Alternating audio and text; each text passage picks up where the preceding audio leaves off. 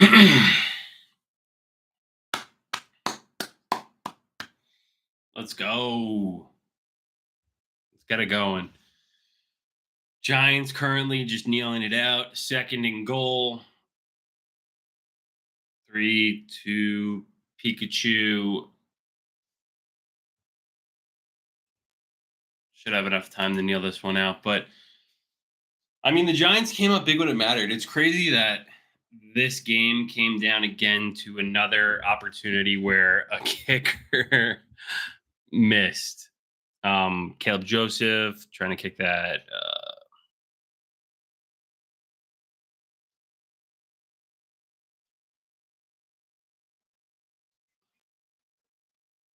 Greg Joseph. Why'd I call him Caleb Joseph? There was a Greg Joseph somewhere else on the Vikings for a while. But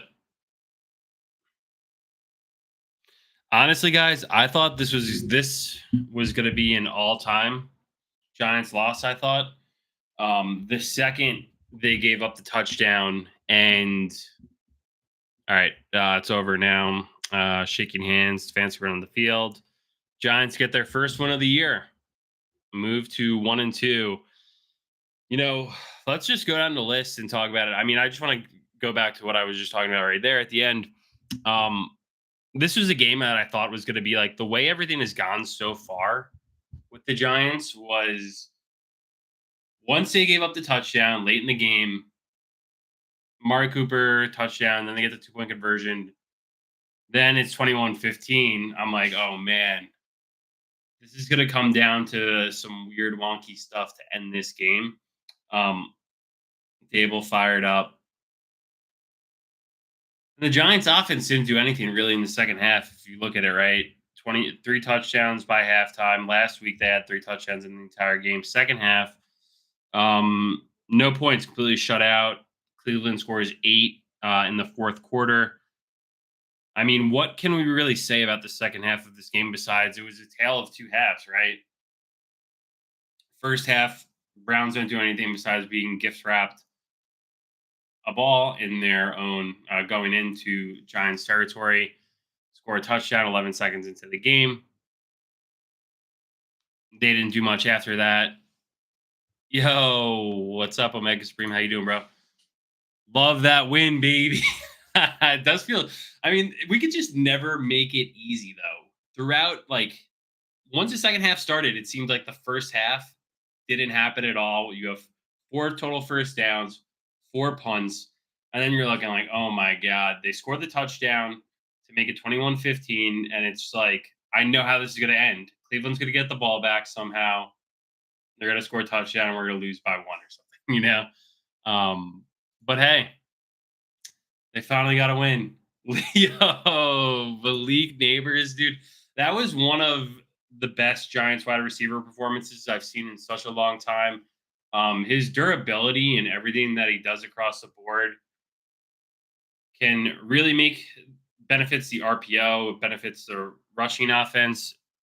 And even if here's the thing with Malik Neighbors, Daniel Jones doesn't have to be accurate. Daniel Jones is throwing passes all over the place. He should have connected on that touchdown to Theo Johnson. He also should have made it much easier for Malik Neighbors to score it. The one touchdown there where Malik just does like 360, somehow gets both feet in and gets the ball in. Um, Second half offense, it went back to Giants business as usual. Yeah, couldn't agree more. That was really it looked like how we had normally looked, but it is weird. And the defense also went back to how we normally looked as well because they played lights out in the first half. If you think about it, the only thing that the Browns did was score that initial touchdown 11 seconds into the game. By the time halftime rolls around, they're getting booed off their own field. So I wonder what changes with the Giant. I mean, I guess you get a little bit of a lead, but why do we always have to make it a heart attack at the end of the game? Why can't we just continue to just play like it's 0-0, right? Or play like you're down 7? Yeah, second half they stopped blitzing. Yeah, until the very end too. And I don't know what your thoughts were about listening to the audio with Jonathan Vilma. I personally thought he was like he wasn't. I don't know. Maybe it's just a national broadcast, so they're not like overly critical, but they're also not saying any bad things that people are doing. Like Kayvon Thibodeau had that one, the big stop on the quarter on the sneak, but when you watch the replay that they showed it, there was a wide receiver who was just I don't even know if the wide receiver knew the play call because he just like they snapped it and then he's like, oh shit, like I was supposed to block that person. And why did they get too comfortable with small lead? Yeah. I mean, like I said, I was very nervous the second they got that 2 point conversion. I was like, this is not going to work out for us. Just because the way last week went with absolute how much of a freakish game that was, sometimes that translates to the next week, even though the first half didn't. And the freaking Eagles won too. Yeah, dude. I had the Saints in one of my pools pretty heavily ranked. But a low scoring game. Eagles didn't do anything. I had red zone on my iPad too, and the Eagles really didn't do anything. Dallas Goddard looked amazing, but what made the what really broke open that game for the Eagles was the Saquon 65-yard touchdown run. I know, dude. And you know what? I don't know what to make of this game coming up. We'll talk about next Thursday, but let's talk about right now for uh the Cowboys are about to play the Ravens. The Ravens are 0-2. Cowboys are 1-1 at home. Something's going to break in that game. I kind of want to watch it in a little bit because I don't see the Cowboys losing. But if the Cowboys lose at home to the Ravens, who desperately need a win, which could be the scenario here, they will be licking their chops. They'll be licking their chops for this matchup at MetLife Stadium Thursday night. Because if you recall last year, there were two huge games between the Giants and the Cowboys. And the combined total score of those games was what, 48-17 or 48-16 or wait, sorry, 86, my bad. The first game was 40-0. The second game I think was 46 or to 17 in the DeVito game where he started. And yeah, that's it. Thursday night is a huge game, but I don't know. The Giants barely squeaked by versus the Browns today. They should have lost. They should have beaten the Commander. We should be 2-1 if we had a kicker. I mean, right? Like, but Thursday night is going to be absolutely huge. In MetLife, Justin Pugh is coming home on his YouTube channel. What does that mean? Oh, is Pugh on the Cowboys?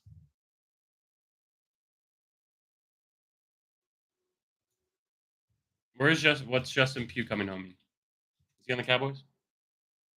No, he's a free agent. But I did like Justin Pugh last year playing for us. He was like the only guy who seemed like he cared. Now I do think the offensive line played a lot better today. Was happy to see that. Illuminor, he's kind of like all over the place, hit or miss. Like sometimes he plays really good. Other times you see him, people are blowing right by him. I thought the Giants did a pretty good job of silencing Myles Garrett. They were using either like Bellinger or Theo Johnson a couple times, running backs out of the backfield to get a knock on him. But um, I thought Brian Burns and Thibodeau played great today. Obviously, the Browns had a super banged up uh, offensive line. Like guys were going down left and right. Didn't this Browns offensive line today remind you a lot of how we looked last year, where guys are just going down left and right? The quarterback's getting sacked. No one get downfield. Um, it was tough. Pew has a YouTube channel where he is going to every Thursday game as a home fan and doing an insider look as a home team fan. That's cool. Yeah, no, I love Justin Pugh, man. He's always, we drafted him after that one Super Bowl. And the knock on him was always his arms were too short. But I always liked him. He always seemed like a good guy too. He wasn't like some of these guys are whiny little bitches. You've seen that with Evan Neal so far. But I guess Justin Pugh, he's like, I think grew up outside of Philly, Syracuse, so he's more. I don't know what word I want to use to describe. Yeah, Burns finally showed up with the highlight. That was absolutely huge. At the perfect time too, because and I don't know, like I guess just the edge rusher and outside linebacker position, guys look so much. I don't know. To me, I don't know if the same thing you guys feel this way when you're watching the games, but the outside edge rusher players are like their archetype for like how their body looks like. Brian Burns does not look good, like big. Like he doesn't look like a big guy. Like kind of looks like a little string bean out there for the position that he plays. But when you can make up with it with speed, that's great. And yeah, to the other point of Thibodeau looking good today too. He's finally was putting together a couple different pass rush moves. Traditionally, when we see him, he just runs upfield and kind of takes himself out of the play. It almost looks like a high school game when you tell like you put a speedy kid at the end and you're like just run, just try and run around the guy. That's kind of how Thibodeau looks sometimes. Today, you actually saw him using different moves, rips, smashing the guy's arms down, like, and I loved it. I thought it looked great. Yeah, yeah. No, I mean that's the thing. That's the thing that we missed so much last year, Omega, was last year we didn't have guys making each other better. Now you got Brian Burns comes in, he's paid a lot of money, he needs to look good. On the other side of the ball is someone who eventually wants to get that same payday. And then theoretically, everyone should be getting better when you're bouncing like in practice every day. Hey, what worked for you? What worked for you? Let's bounce ideas. What's working, what's not, and let's adjust. And when you have guys, because you see Aziz would have fit into that position, and then he's dropped down, but he had a productive day too. And then you also said, yeah, Dexter playing 110%. I mean, what can we say more that hasn't been said about Dexter Lawrence? He's absolutely unbelievable. Um, he's one of the top guys. Vilma called it out today too. Dexter Lawrence and what's his name, Chris on the Chiefs. I'm blanking on his last name. Um, no, not Houston. But yeah, no, Dexter's amazing, man. He had that huge play on fourth down, or that sealed the game pretty much, right? Like, he was completely blocked, knocked the guy off, and then takes down Watson when Watson could have got away from it. So Dexter kind of won the game today, if you think about it, more or less. Probably second after Malik Neighbors. Bellinger had some great moments too. He got called for that flag. Thought that flag was a little bit soft. Um, I don't know what. There is something weird. I don't know if you feel this way as well, where the Giants don't seem like they like Daniel Bellinger that much, and I don't know why. Because the second they drafted Theo Johnson, seemed like Dable was always like, oh, like kind of used him as like a little bit of like a pet project toy, and was like loves Theo Johnson. They tried to throw the pass to him today. They're using him in all these weird different schemes that they never really used for Bellinger in. And Bellinger took that holding penalty, but I mean, honestly, to me, I thought it was a good block. He had his hands inside, and the only reason the guy got the call was because he did the flop. Right? He knew he was getting. It was actually a pretty high IQ play by that cornerback. He did the flop, and when you have your arms back there like this, showing like I'm trying to get away, but Bellinger had his hands in tight. He did what he's supposed to do. I think it was a great block. Just sometimes you don't get them.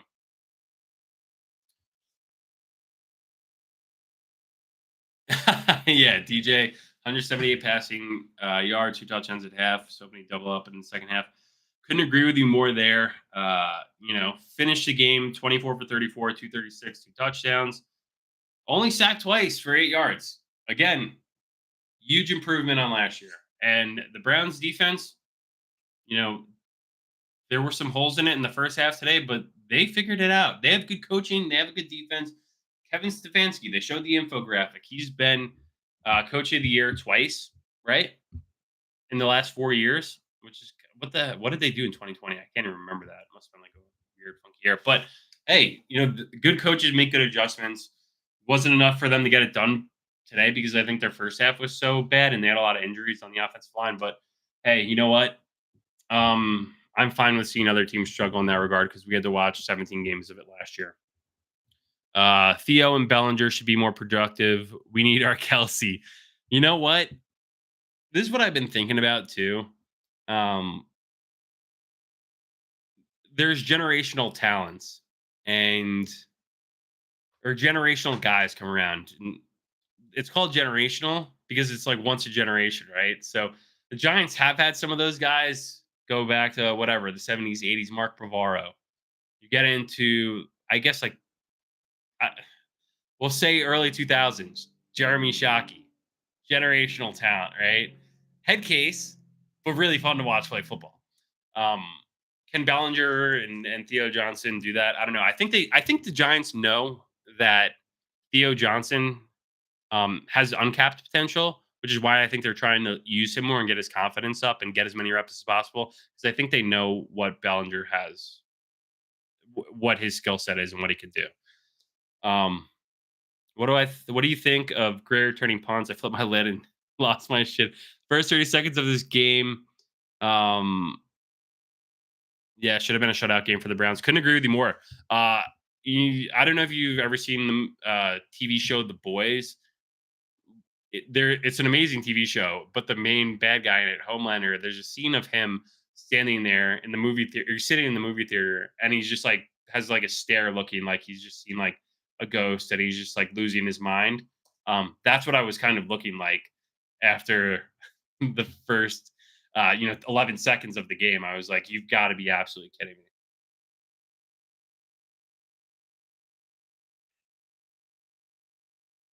Wow, Panthers scored early in there. Yeah, The Boys is so good. It's probably one of my favorite shows. Wow. Panthers get on the board early. Got Dolphins, Seahawks. But yeah, man, I am proud the Giants got this win today. What else do I want to say about this game? I mean, you got a tale of two halves. First half looked completely different than the second half. But hey, you know what? This is the NFL. A win is a win. Kind of pisses me off significantly that we would be 2-1 right now. And the whole narrative would be completely shifted if we had the stupid Graham Gano play didn't happen in the opening kickoff. So you got back-to-back games with freakish plays to start the game. Coach looked much better. Yeah, even then though, like look at the end of I think third and fourth quarter, the play calling can't blame Mike Kafka anymore. It's Dable calling these plays, and I was a little bit disappointed in what they got away from. They also were going to the well a little bit too much on the neighbors plays where first time I wish I could show that one play, but anyway, Daniel Jones overthrows neighbors. Should have been a touchdown, right? So he would have had three and like a buck, whatever, 20 in receiving yards.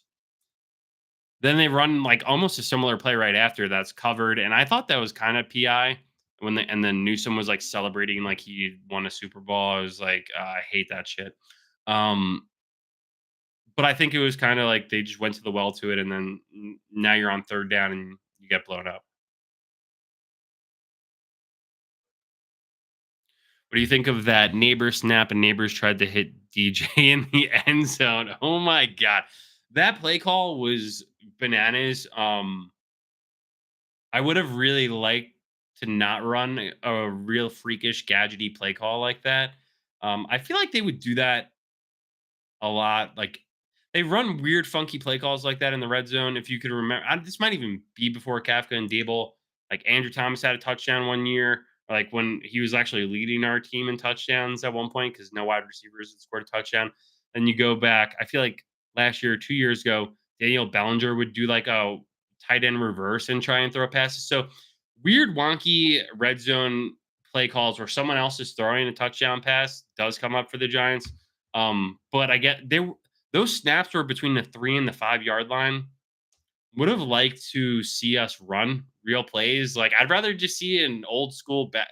Call me boring, but I would have liked to see if Malik Neighbors has one-on-one coverage, just throw back shoulder fade and let's just get in like that. But because the route design, no one didn't seem like anyone really bit on the reverse for Neighbors, which meant everyone were still covering their guys. So there was one route that had about I don't know, 8 yards of space, who was completely covered with two people to the right of the goalpost. And then Daniel Jones was running a route in the flat, who was completely covered by like a linebacker. So it was like maybe the play call just wasn't really fleshed out in practice or for the situation. I thought they were probably just too close. I think, yeah, Hyatt had one target today where DJ overthrew the ball to him, but in my humble opinion, he didn't look as fast as he's supposed to be. Safety was all over him. Very true there. And Jalen Hyatt was like, there were a lot of reports this week about him not being happy about his usage.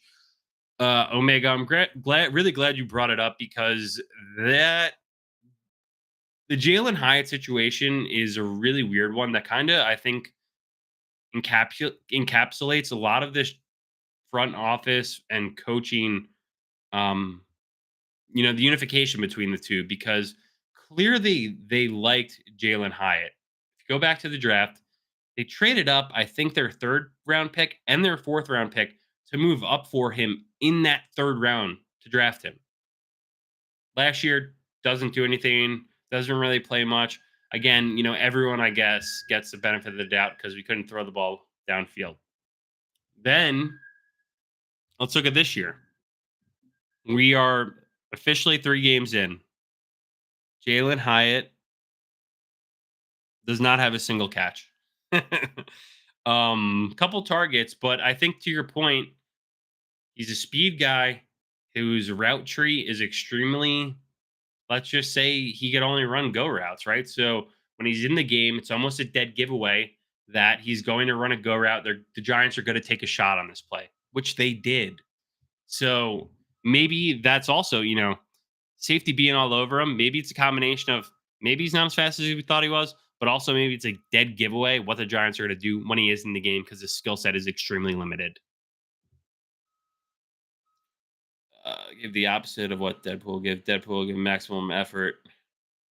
Jalen was giving minimum effort in that play. Yeah, I don't know, man. Yeah. I don't know what, and it kind of goes back to like I don't know what the expectations were with him specifically, because they don't play him, and also they went up to draft him, but he's also not good enough to beat out Darius Slayton or Wandell Robinson because obviously he's not going to beat out Neighbors. So that's where he sits, fourth wide receiver, which if he's got to develop, he's got to get better. Hopefully, seeing a guy like Neighbors come into the Giants and have such strong success through 3 games this season, again, kind of what we were saying about Thibodeau seeing Burns come in and have success, wants to ratchet his game up.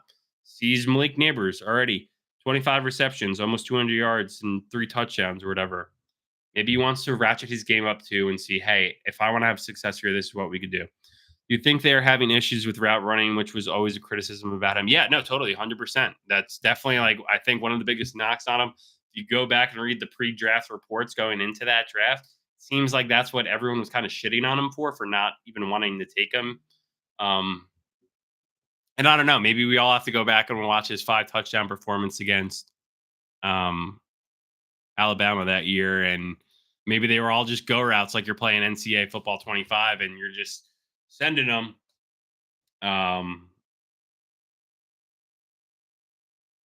Yeah, I think you said something about McFadden before too that I forgot to bring up. McFadden looks awesome. Great compliment next to Okereke. Um, McFadden just gets banged up a lot, but it's also the nature of the position, middle linebacker. There's 2 people that are pretty much guaranteed to get hit every single play: center and a middle linebacker.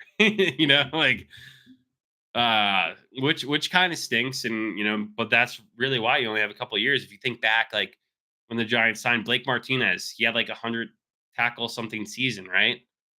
Next season tears ACL, third season he's cut in camp, right? So it's like Johnson was wide open in the end zone. Do you think he should have caught that ball? I think he should have caught it, but Daniel Jones should have made a better throw, 100%. Without a doubt. Daniel Jones needed to put that on him. I'm sick of these. But again, here's Daniel Jones at this point in his ability to, I don't know, not have happy feet and to not get it on guys. He's been getting his ass kicked historically for so long now that it's a little happy feet situation. It's like he's open. If I throw it around there, he should catch it theoretically. And I think Johnson could have caught it. It would have been great for his confidence, for him, the coaching staff, everyone else. But yeah, it just wasn't in the cards in that play. And Daniel Jones, is a terrible throw from him too. Like, let's just call it. It is what it is. This is year 6. You got to make that throw. What else is going on? Or what else do I want to talk about here? Deonte Banks, I thought played pretty well. It kind of sucks. I think Drew Phillips got hurt early on in this one. Or can't tell if he was out, but I thought he had his equipment on.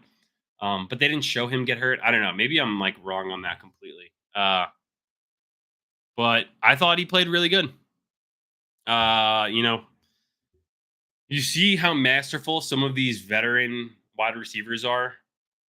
Uh, Amari Cooper hasn't gotten much love over the last few years. 2 touchdowns today, but when you look at the way he ran that route in one-on-one coverage for that touchdown in the red zone, it was very. He like started stalk blocking like he was going to block, and then just broke in and he was naked. I don't really know who else is going to be able to cover that play. It was very well, very well run route.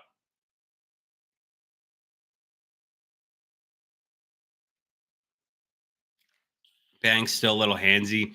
Yeah, I think all these guys are. I mean, Newsom on the other side of the ball on that one with Neighbors where he was acting like he won the Super Bowl. It really pissed me off. I thought he was all over him. I definitely thought it was legal contact, but um, what's his name? Jonathan Vilma seemed to say that it wasn't. Yeah, I've never really done a lot of YouTube live. Like I've done other things, but Omega, maybe give me a thumbs up or thumbs down if the stream quality was good and the sound was good. I've never done YouTube live really much before. I did it on my phone before, but I hope it was good. And there are some other options here that I didn't see. Like you could share my screen and stuff. Um, okay, cool. Thanks, bro. But yeah, man. So I'm gonna hop off and I'm gonna end on this, I guess. Right. Here's the thing. Giants are 1-2. They easily could be 2-1. Oh, dude. Appreciate that, man. No, I really appreciate all your support and you're always I always appreciate your comments and stuff. And yes, I mean it's cool, man. It's a hobby, but it's fun and something, I think that there is room for growth for sure. Just trying to constantly get the reps in like everything else, right? So thanks for coming back. Really appreciate it and hope we catch you again soon. But I think just what I wanted to end big channels get bigger, the day ones get forgot about. I promise you, bro. If I get big, you'll be my number one shout out. I don't think I will, um, but it doesn't stop me from having fun and trying to talk and connect with all y'all because it's all about connecting with people and that all have similar interests. And you know, I love I love the Giants. I love football. I played football from when I was 7 years old to when I was 21. So it was, now I enjoy talking about it more than I ever thought I would. And it's cool that you guys are here so I can listen. You know what? I do think I try to keep thanks, bro. I really appreciate it. I don't want to sound like a total Giants homer because if you want to watch Giants homer stuff, just go to the Giants YouTube channel page and they could tell you how great they are, right?